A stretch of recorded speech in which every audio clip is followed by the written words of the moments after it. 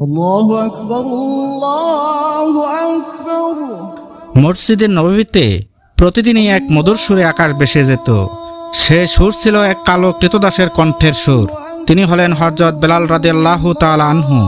প্রতিদিন যখন তিনি আজান দিতেন, তখন সাহাবীগণ ছুটে আসতেন মসজিদের নববীতে। রাসূলুল্লাহ সাল্লাল্লাহু আলাইহি ওয়াসাল্লামও বেরিয়ে আসতেন নামাজ পড়ানোর জন্য। মসজিদ পরিপূর্ণ হয়ে যেত ঈমানের নূরে। একদিন কিছু সাহাবী এসে নবীজির কাছে বললেন, ইয়া রাসূলুল্লাহ, বেলালের আজান মধুর বটে, কিন্তু একটি সমস্যা রয়েছে।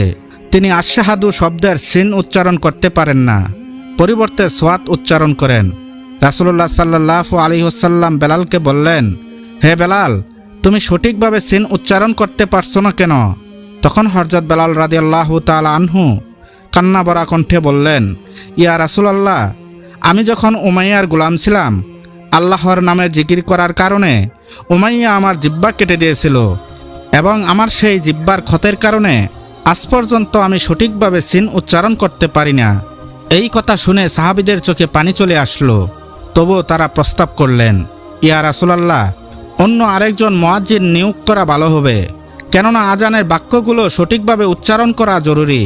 রাসূলুল্লাহ সাল্লাল্লাহু আলাইহি ওয়াসাল্লাম বিষয়টি মেনে নিলেন এবং নবীজি আরেকজন সাহাবীকে মুয়াজ্জিন হিসেবে নিয়োগ দিলেন। অতঃপর হযরত বেলাল রাদিয়াল্লাহু তাআলা আনহুকে নবীজি স্নেহভরা কণ্ঠে বললেন, হে বেলাল, ফজর থেকে তুমি আর আজান দিও না।